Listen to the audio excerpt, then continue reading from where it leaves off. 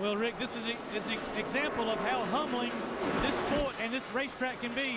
Paulie Haraka qualified second, got off to a pretty good start, but as you can see right here, he has been all over this racetrack fighting grip. No matter where he tries to go on the racetrack, can't find the grip and the security he needs in this truck to keep it up to speed. He's keeping it, fighting it as hard as he can, and a lot of experience on the radio. He's been spotted today by Curtis Malcolm, who's trying to help him guide him back into contention. Ray? Hermie, I was saying earlier about Casey Kane's truck being loose off. They made that one round on the track bar going down. That should help tighten him up. But he just came on the radio and said, whatever adjustments you gave me, they're not enough. I'm going to need more for sure. And we see that as evident because he has just lost a couple of positions on the racetrack. Yeah, Timothy Peters was able to get by him in the 17, moved up into the 3rd spot. As we saw Casey Kane run way up the racetrack. Yeah, and Johnny Sauter drove around him now, so not only is it not better, it's like Phil was saying, that truck's worse. One guy that has improved his truck's Jason White. He's running along in the lucky dog position right now. That's been a real battle back there. We talked about all the trucks that were a lap down. He's gotten himself into that position. Casey Kane riding along behind Johnny Sauter. Watch Johnny move around up there. There, Casey pedaling that throttle there. As you just like before, really doesn't get wide open until that truck gets straight at the exit of turn 4. Isn't that? It doesn't really matter how much power you got if you can't push it down, does it? It doesn't do you any good. We saw him about 7,600 RPMs at the end of the front straight, which we see a little bit more RPM at the end of the front stretch usually. Here now we're going to go up 7,800. These guys were turning about 84, 8,500 on good tires. They've lost about 800 RPMs. The engine's happy. It's like, good, you're not running me so hard today. So again, Casey Kane, after getting all the way up to the 3rd spot and somewhat plateauing there, now has dropped back into the 5th position. Way up the racetrack, as we saw him earlier running toward the bottom of the track. 68. Good 1 and 2 right there. A lot of momentum. But it's been Nelson Piquet Jr.'s day at the Rock. He's out in front. He has almost a second lead over Matt Crafton, Timothy Peters, Johnny Sauter, and Casey Kane. It's way too loose at turn 4, especially on entry. And back to throttle, but that's where I'm giving it up. 10-4.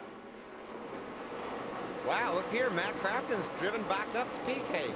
Looked like Nelson Piquet Jr. was going to drive away from everyone like he did during the first green flag run, but Matt's got it back. Saw his truck wiggle a little bit there. That's about the first time we've seen that truck bobble during this race.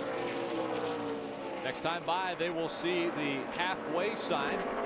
We've completed 99 laps. This is lap 100 of 200 scheduled. Matt Crafton running second, closed the gap on Nelson Piquet Jr., but now looks as though Nelson Piquet Jr. trying to extend that lead once again. Jeb Burton had the fastest lap on the racetrack that last time at a 27.60, just a little bit quicker than Piquet's 67. There's the halfway sign given by flag person. So Nelson Piquet Jr. out in front. He has led 85 laps already at the Rock.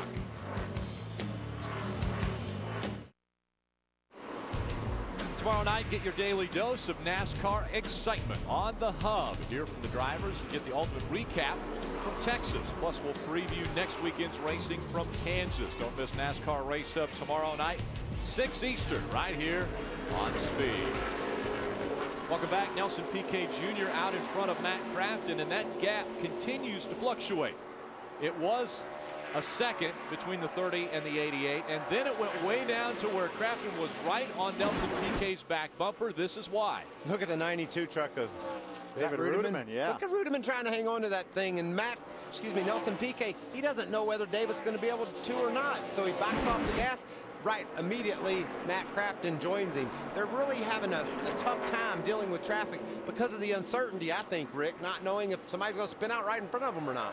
And we had that long green flag run, 53 laps, just after our first caution came out, and that ended up having just 11 trucks on the lead lap. So 11 trucks battling for the top 10 spots, and then you've got Jason White back there in the lucky dog position right now, battling to hold on to that. Yeah, and he's got Ron Hornaday heating him up, so there's battles all over this place, just like this one for the 7th spot.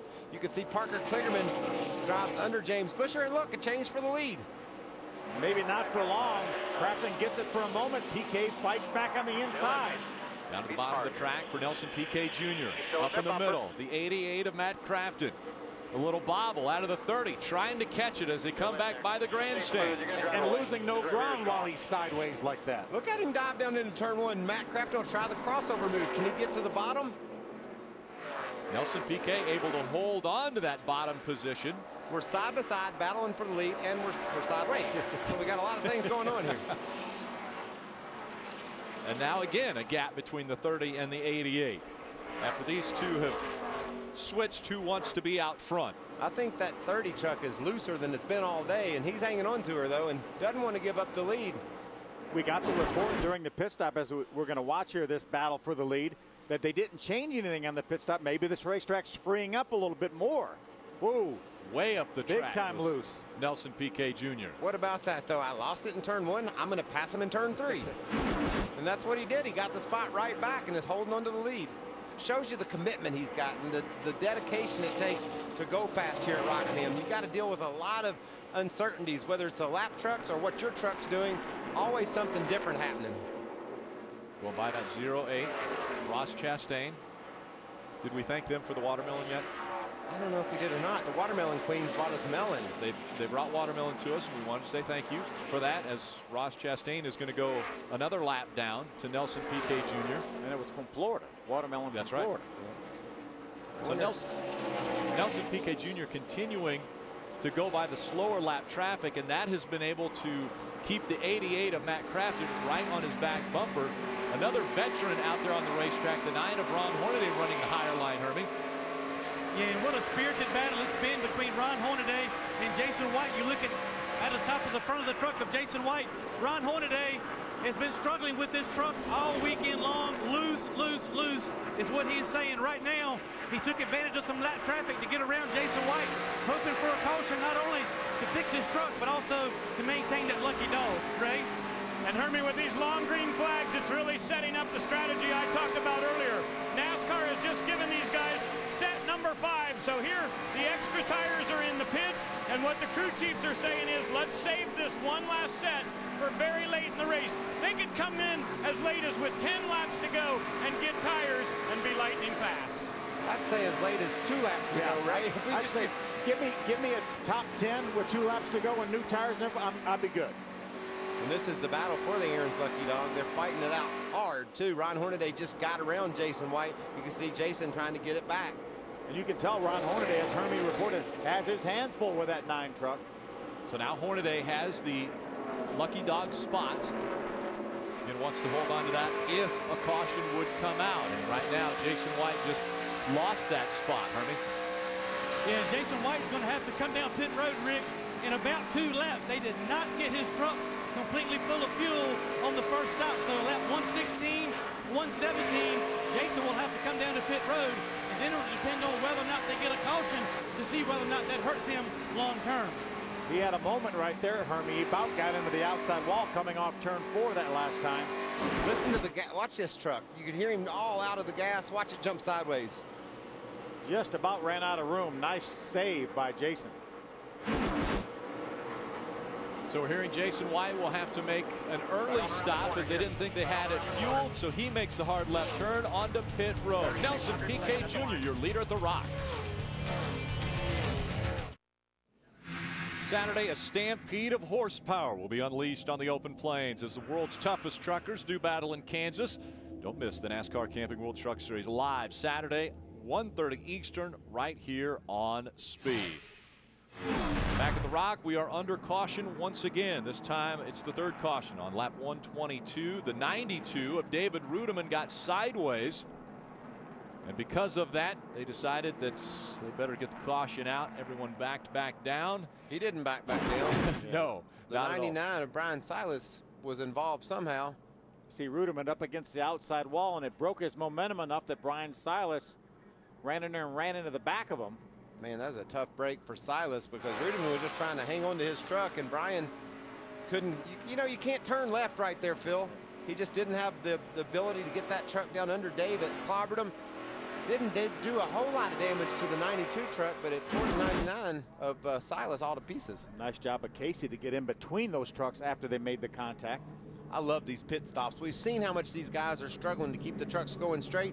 Pit crews are challenged, pull spring rubbers, lower the track bar, wedge. What are we going to do to get the truck where they can drive it? See who makes the right adjustments. That is the big question. What adjustments will be made? Who will gamble with tires? We'll be back. Welcome back. Pit road is now open. Let's go down to Hermie Sadler. Rick, it's been a great day for the ThorSport teammates so far. Johnny Sauter is in. His truck is too tight in the center. Loose on forward bite. 4 tires. A wedge adjustment. Sunoco fuel. Matt Crafton loves his truck. Going to be 4 tires and no adjustments for the 88. Ray? Under your screen, you see Timothy Peters' Toyota. He just needs a little bit of security in the center and through turn number 3. They're going to make a wedge adjustment for him. On the right side of your screen, you see our leader, Nelson Piquet Jr. He's in pit stall number 1. They're going to take a half rubber out of the right rear. They take that windshield clean, and Piquet is going to give up the lead, making that adjustment. He will come in as the leader. He is going to go out about 5th. I believe Casey Kane beat him to the line. Yeah, 4 spots lost for Nelson Piquet Jr. on pit road. And that's how much time it takes to do those kinds of adjustments. He took a rubber out of the right rear. We were listening to Chris Carrier during the commercial break. They pulled the rubber out of the right rear. That took enough extra time that he gives up the lead, comes out 5th. That truck was pretty fast like it was. Pretty strong truck prior to the pit stop. We'll see if the adjustments help for guys like Casey Kane, who was falling back after that last green flag.